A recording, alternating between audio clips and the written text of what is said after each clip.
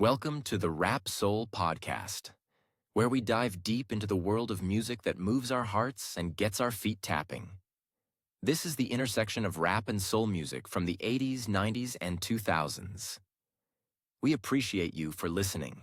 Share this podcast with a friend or family member who loves music as much as you do.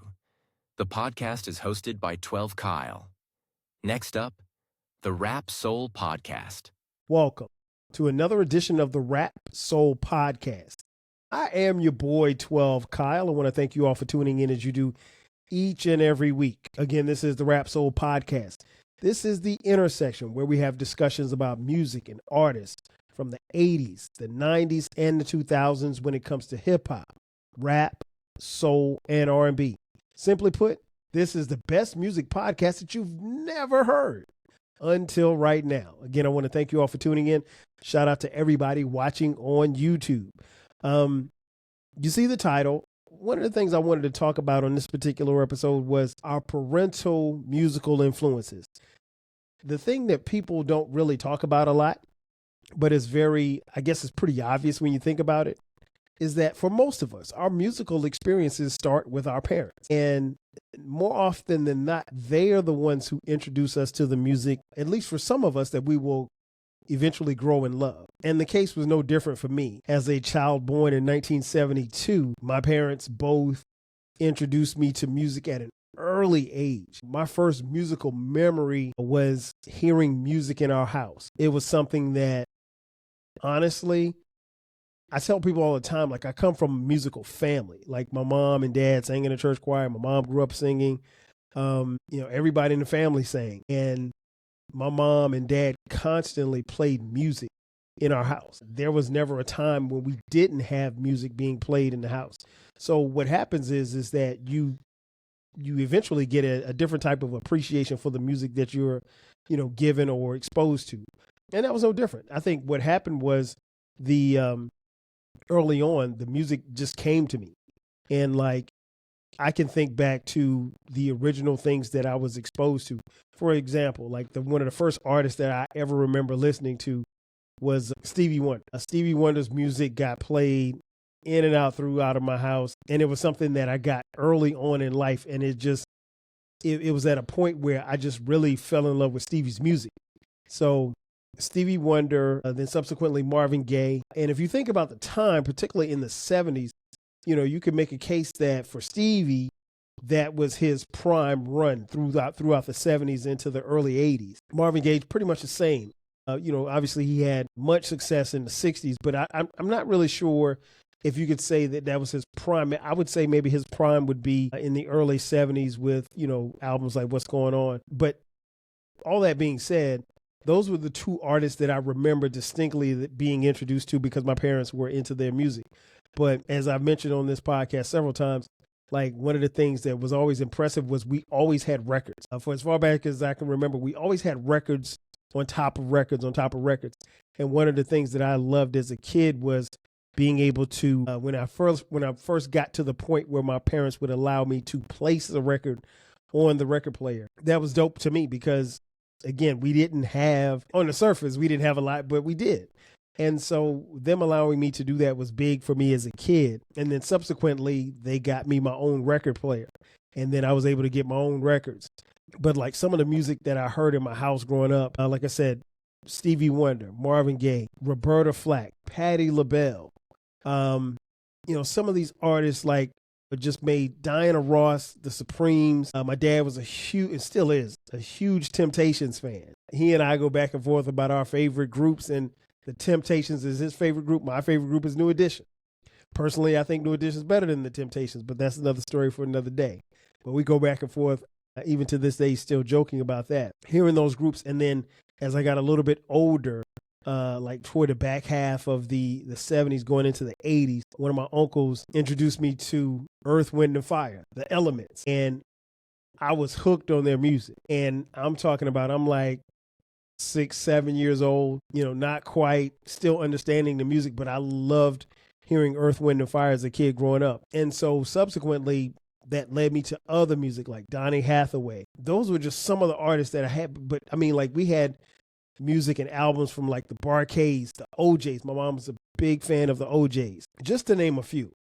The Motown sound was big in my house, and it wasn't just R&B music as well. It was also gospel music. I do remember distinctly as we were getting ready for church on Sundays, because we always went to church on Sundays, there would be gospel music playing throughout the house. And then once we got cable TV and BET, we had Bobby Jones Gospel Hour on TV before we left the house to go to church. So music was constantly being played throughout the house.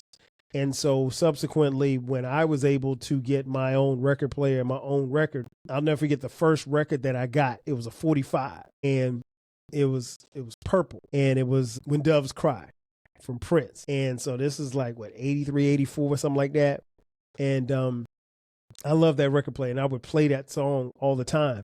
And on the B side was my favorite, or what would eventually become my favorite Prince song, and that's 17 Days.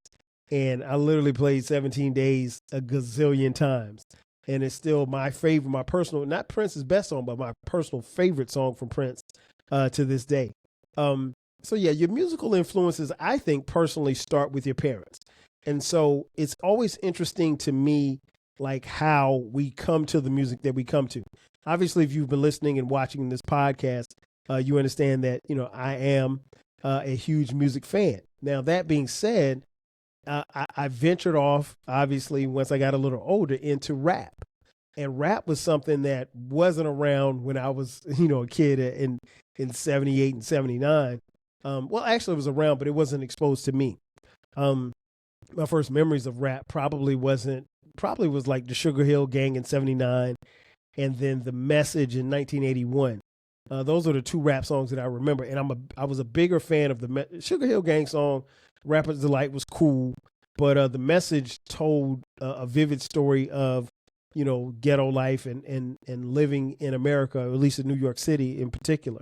But rap wasn't something that I came to initially. It was something that I would eventually gravitate towards. And then with the introduction of Run DMC to me, and then once I got into Run DMC in like 83, it was a rap. I was hooked. I was all in on hip hop. Well, it wasn't hip hop at the time, it was rap. But my musical influences really started at home with my parents. So that's the question that I have to you. When it comes to music, what music did your parents introduce you to? Or what artists did your parents introduce you to initially? For me, like I said, it was some of the greats like Stevie Wonder, Marvin Gaye. I just remember hearing these songs and these melodies and everything. And what was interesting was, like, I didn't really know what they were singing about. They were just beautiful songs. Like, that's all that I could remember, that they were beautiful songs. And eventually, as you get older and you live a little bit, you learn what it's all about.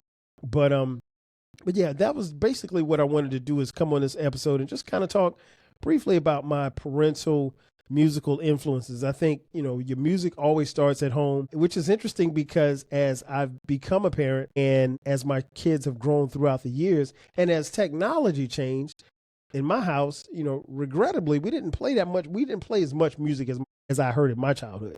And that was because the music moved from your stereo or your record player to your cassette, and then to your Walkman, and then to your boombox, and then to your CD player. And by the time these kids got here, it was in your phone. So by that time, now everybody, honestly, in this house listens to their music in their ears. Now, we will play music in the house, and the kids they've definitely been exposed to a lot of the music that I grew up on, which is a good thing, I think. But I also knew that there was a segment of music that I listened to as far as hip hop was concerned that I couldn't introduce that to them until later on, as they became a little bit older. But nonetheless, yeah, I just wanted to get on here and talk about that briefly. Again, I want to thank you all for tuning in as you do each and every week. This has been another edition of the Rap Soul Podcast. Be sure to subscribe to the podcast. We drop new episodes every Monday and every Friday at midnight. Don't forget about the flagship station. It is called the 12 Kyle Podcast, where we drop new episodes every Thursday and every Sunday at midnight. If you want to follow us on social media, we're across the board, 12 Kyle, the Rap Soul Podcast. If you would like to contribute financially, hit us up on Cash App, $TWELVEKILE. That's going to do it for me. Ladies and gentlemen, thank you for checking out this edition of the Rap Soul Podcast. I'll catch you guys next time. 5,000. Cheers. Thank you for listening. This concludes the episode. Be sure to subscribe to the Rap Soul Podcast. You can find the podcast wherever you get your podcasts. Follow the podcast on social media. And feel free to continue this discussion on our Reddit page. More importantly, share this podcast with a friend or family member who loves music as much as you do. Until next time, 5,000.